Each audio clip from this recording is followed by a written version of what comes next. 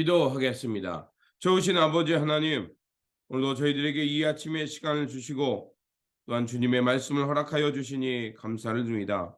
오늘도 우리를 향한 말씀을 주시고 그 말씀 붙들고 하나님께서 원하시는 선의 역사, 생명과 하나님 나라의 의와 평화의 역사를 향해 우리의 몸과 마음이 나아가도록 도와주시옵소서. 특별히 아버지 하나님, 어둡고 혼돈한 시대입니다. 주님, 이럴 때일수록 말씀의 본질을 붙들게 하여 주시고 또 우리의 삶이 어디를 향해 가고 있는지 잘 점검하면서 우리 주 예수 그리스도의 뜻, 하나님 나라를 향해 나아가는 우리 모두가 될 수 있도록 도와주시옵소서.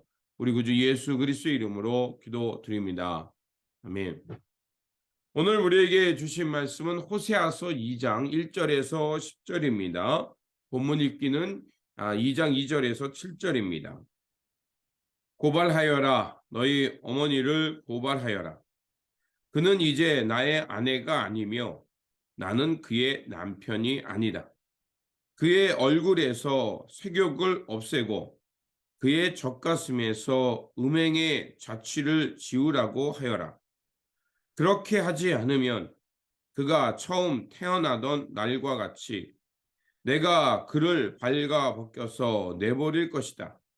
그리하여 내가 그를 사막처럼 메마르게 하고 메마른 땅처럼 갈라지게 하여 마침내 목이 타서 죽게 하겠다.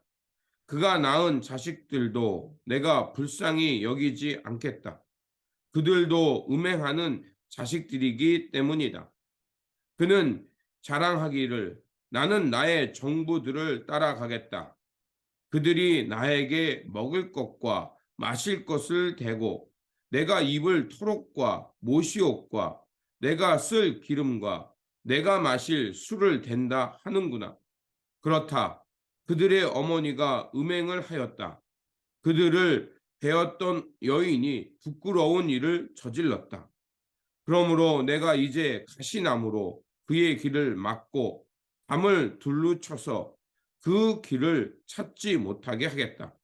그가 정부들을 쫓아다녀도 그들을 따라잡지 못할 것이다.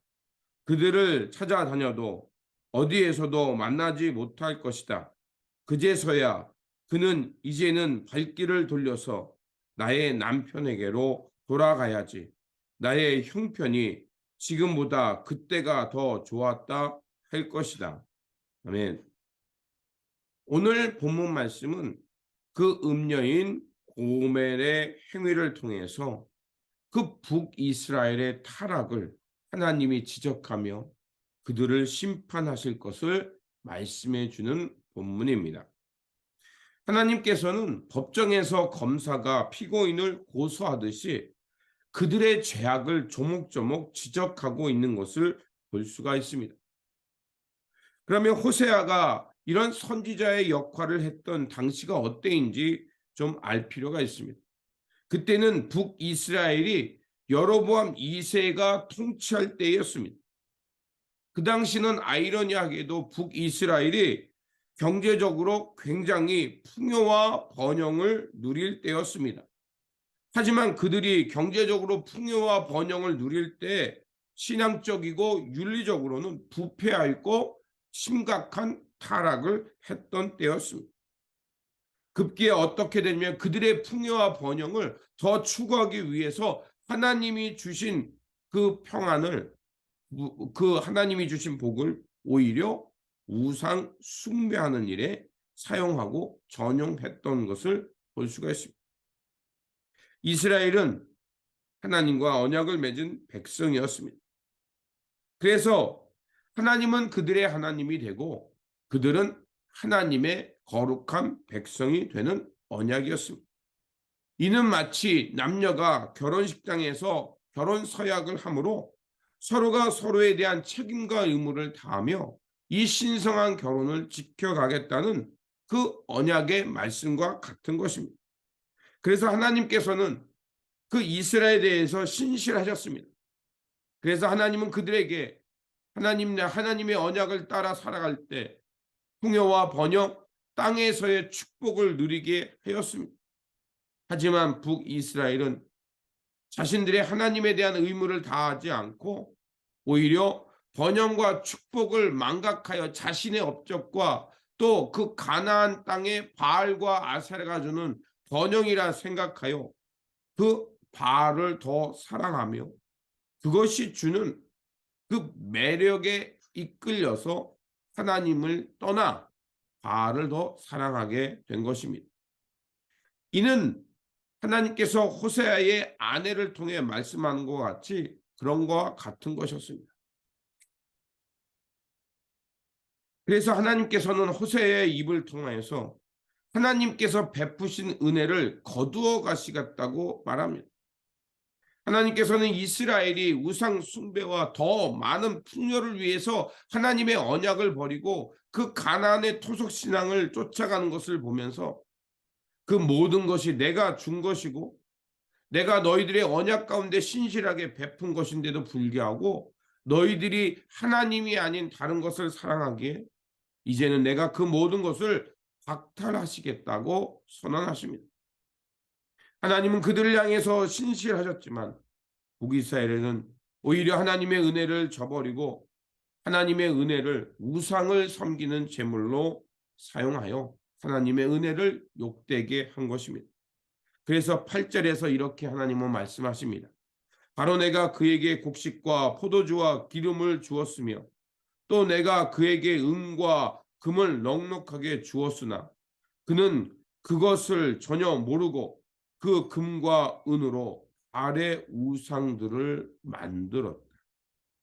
이제 하나님께서는 그들이 가는 그 영적인 타락과 간음의 길을 막으시겠다고 말합니다. 그리고 땅의 소산을 거두어서 포도원의 열매를 다른 민족에게 주겠다고 말씀합니다. 이런 하나님의 심판은 어떻게 이루어졌을까요? 북이스라엘은 마침내 BC 한 700년경에 아수르의 제국에 의해서 멸망당합니다.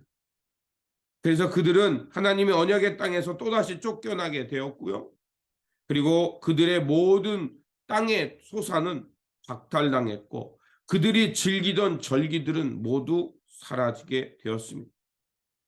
이러한 하나님의 그 북이스라엘에 관한 징벌은 무엇을 말할까요?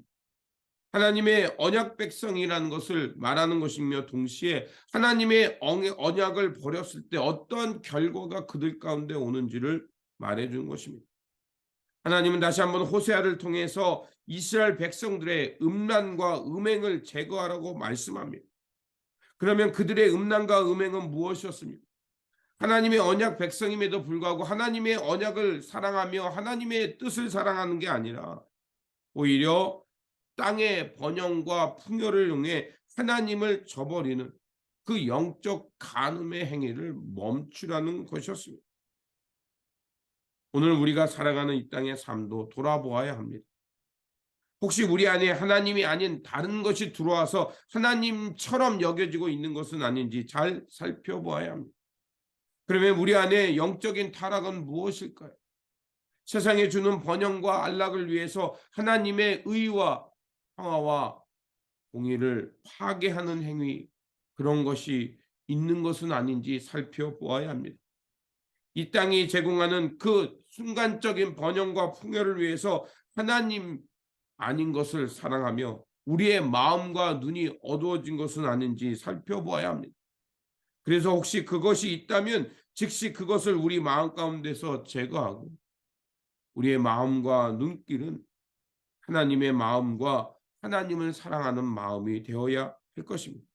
그러므로 오늘도 우리의 주어진 이 삶 속에서 다시 한번 우리의 삶을 돌아보면서 하나님의 거룩한 백성답게 하나님만을 사랑하며 온 마음 다해 하나님의 거룩한 백성으로 생명과 돌봄, 하나님 나라의 의를 향해 살아가는 저와 여러분들이 되시기를 주님의 이름으로 축원드립니다.